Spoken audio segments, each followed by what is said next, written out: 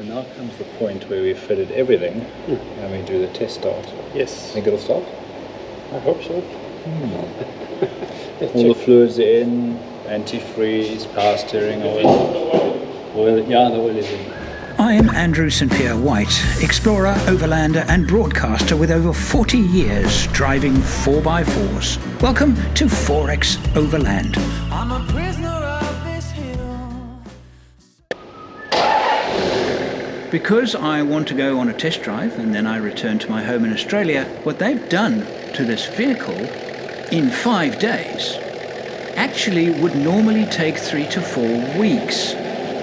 It's actually an incredible achievement. Did you test the injectors and the glow plugs? Not yet, because that takes some time. So we can send the injectors away, and what we'll do is we'll remove the injectors, send them off to a diesel specialist. It's a job that does still need to be done, but just with the time constraints for this week, we haven't done it.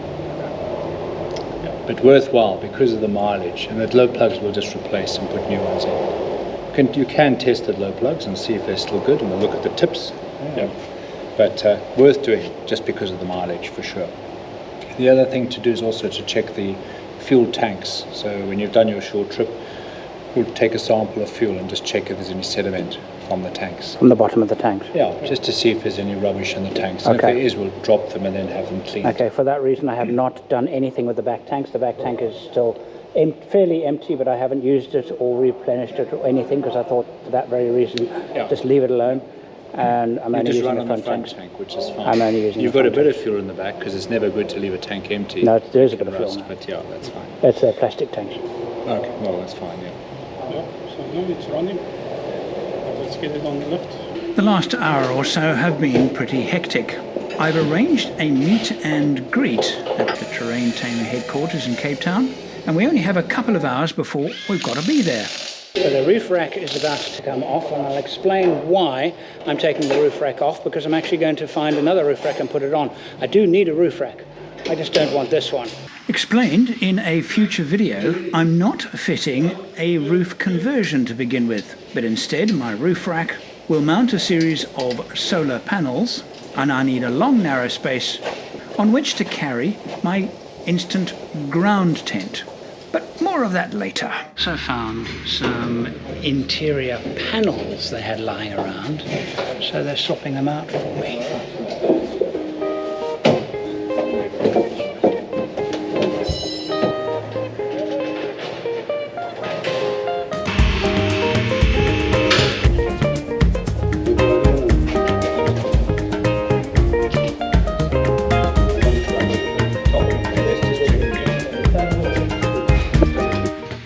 We have fitted manually locking front hubs.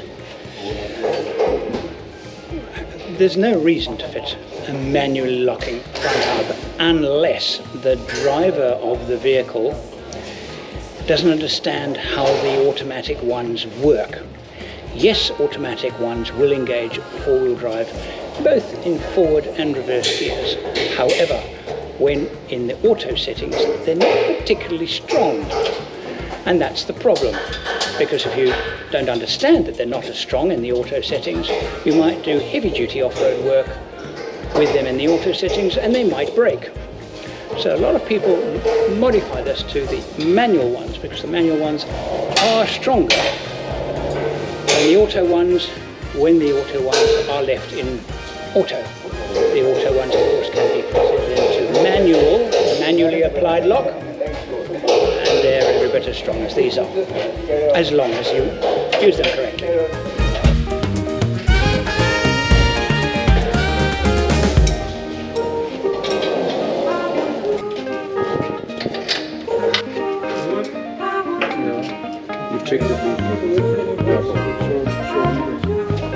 Hubert will now take it out for a test run.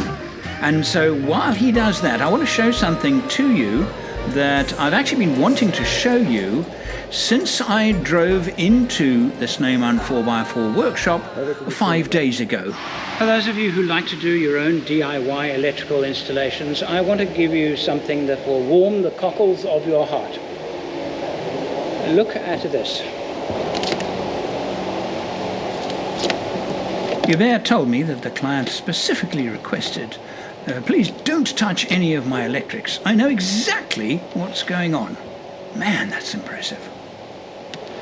The fact that this car isn't a rusty, burnt-out wreck is in itself as remarkable as how bad that is. Say Troopy, 1, 2, 3!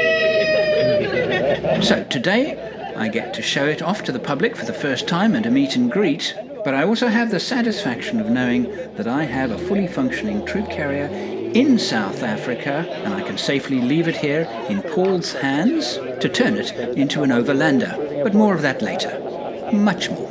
We've got some very nice Troopies and a whole Troopy group and a Palomino tray top camper. Actually a really nice turnout from the guys who've come through. Always nice to see different vehicles, and sponsored by Terrain Tamer.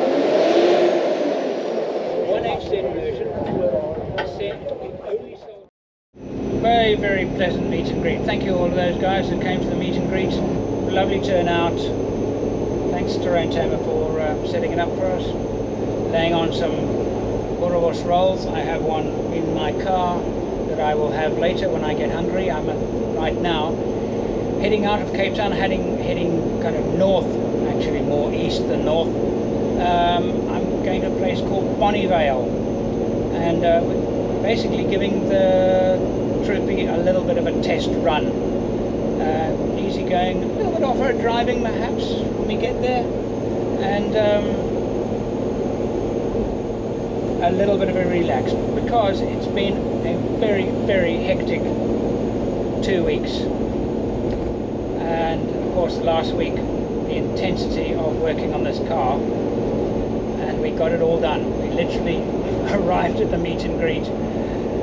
We were like 5 minutes late and we had just finished building the car. So well, we managed to get everything done. The crew at Siemens 4x4 were superb. They all just put their heads down, focused, got it done. Simon, you're a brick. Built me some seats. Much better. I mean, so much better than those other ones. It's actually really quite comfortable. And the noise from not only the noise from the roof rack, but the noise from interior, the inside of the car, deadened fantastically, so I can actually hear myself think. And I'm doing just under 100 kilometers an hour, so normally at this speed it would be deafening in here. The ride is firm, but the car's very, very light, and the springs and everything are set up for a bit of a load. So, but even then, the ride is so much better than it was. But then again, it's not difficult to get a Troopy ride to be better than what is delivered in the standard vehicle. The ride is pretty awful, and so this is, so much better. And I'll arrive in about 2 hours time. It'll be well after dark, so right now I've just got to fill up the fuel tank, and I will see you tomorrow, either in the next video or later in this one, when we have a little play around and put the Troopy through its paces on a little off-road track. My motivation for building this Landcruiser was that so I could have my own Landcruiser here in Africa, so that when I want to come and explore, I do some planning, get on a plane, and can explore this wonderful subcontinent. And of course, take you along with me. So the next episode is my first trip in this Landcruiser. I'm going to do it, well, starting now. And I'm going to do it as part of the test run of this cruiser, which will include on-road and some off-road. A taste, if you like, of things to come. So this is then my message to you who are also looking forward to Africa explorations in this Landcruiser. I wish you could smell the burning rubber. I'm going to ask you to buy me a cup of coffee. It's a very simple equation. The more coffee I'm bought, the more often I will get to Africa, and the more often I will do trips here. So really, the kind of trips, the length, is in many ways up to you. So please support me on Patreon. Without Patreon, these shows would not happen. Let me try and explain to you. I really don't want to make my content exclusive, because I know, particularly now in the current financial situation in the world, there are so many people that really love the show, but really just, to even buy me a cup of coffee is just such a stretch for them. And I don't want to deprive them of the content, because they really enjoy the content. But those of you who have been sitting on the fence for year after year after year, I'm going to ask you now to get off the fence and support these shows. They don't pay for themselves. And if Patreons don't, my Patreon base doesn't grow, then these shows won't happen. It's up to you. If I came to your house, you would welcome me in, you'd buy me a beer, you'd give me a coffee. Yes? Well, that's what I'm asking you to do. Buy me a beer. Send me once a month. Think about that. It's not much, is it? That enables this. Without that, this won't